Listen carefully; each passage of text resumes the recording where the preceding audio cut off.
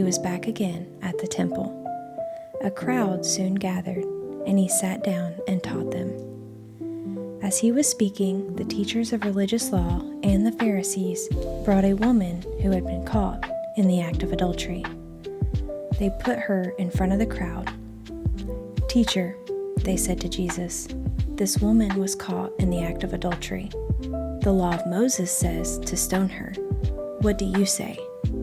They were trying to trap him into saying something that they could use against him. But Jesus stooped down and wrote in the dust with his finger.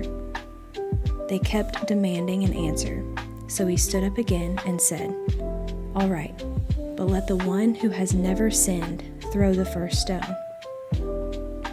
Then Jesus stooped down again and wrote in the dust.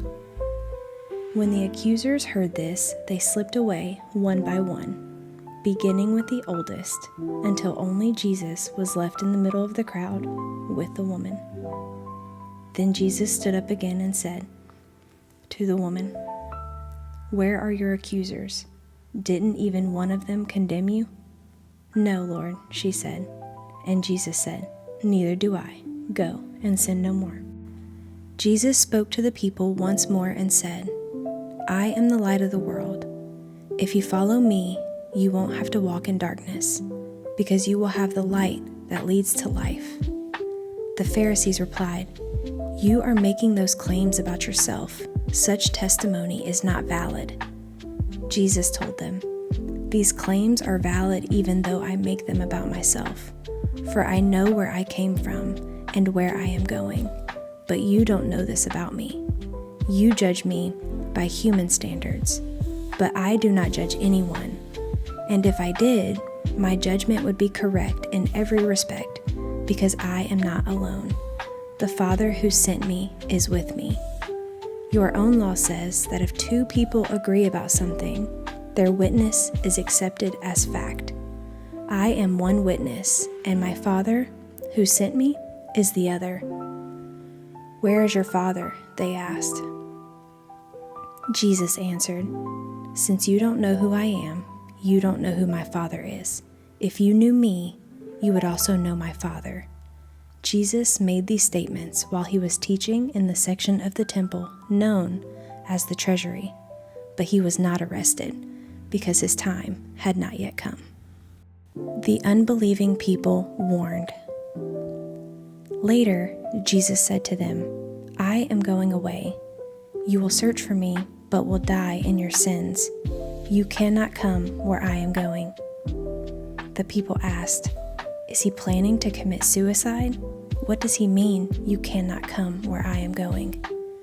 Jesus continued, "You are from below. I am from above. You belong to this world. I do not. That is why I said that you will die in your sins. For unless you believe that I am who I claim to be, you will die in your sins." "Who are you?" they demanded. Jesus replied, "The one I have always claimed to be. I have much to say about you and much to condemn, but I won't, for I say only what I have heard from the one who sent me, and he is completely truthful." But they still didn't understand that he was talking about his Father. So Jesus said, "When you have lifted up the Son of Man on the cross, then you will understand that I am he. I do nothing on my own, but say only what the Father taught me, and the one who sent me is with me. He has not deserted me, for I always do what pleases him." Then many who heard him say these things believed in him. Jesus and Abraham. Jesus said to the people who believed in him, "You are truly my disciples if you remain faithful to my teachings, and you will know the truth, and the truth will set you free." "But we are descendants of Abraham," they said. "We have never been slaves to anyone. What do you mean? You will be set free." Jesus replied, "I tell you the truth. Everyone who sins is a slave to sin. A slave is not a permanent member of the family, but a son is a part of the family forever. So if the Son sets you free, you are truly free.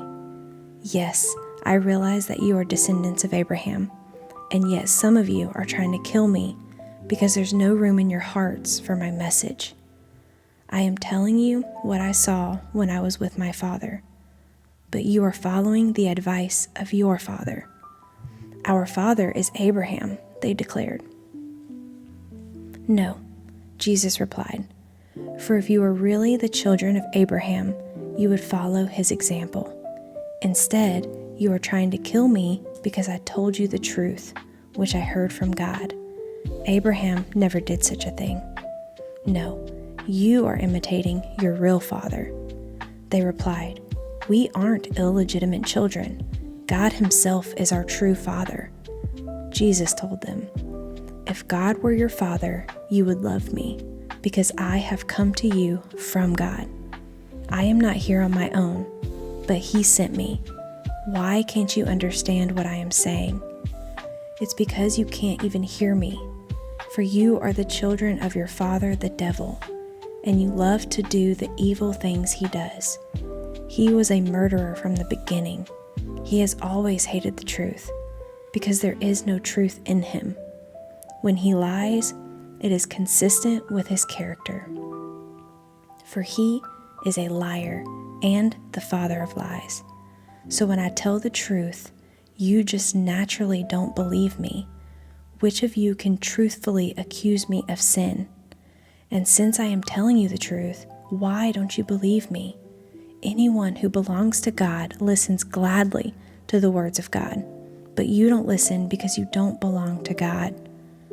The people retorted, you Samaritan devil, didn't we say all along that you were possessed by a demon? No, Jesus said, I have no demon in me, for I honor my Father, and you dishonor me. And though I have no wish to glorify myself, God is going to glorify me. He is the true judge. I tell you the truth, anyone who obeys my teaching will never die.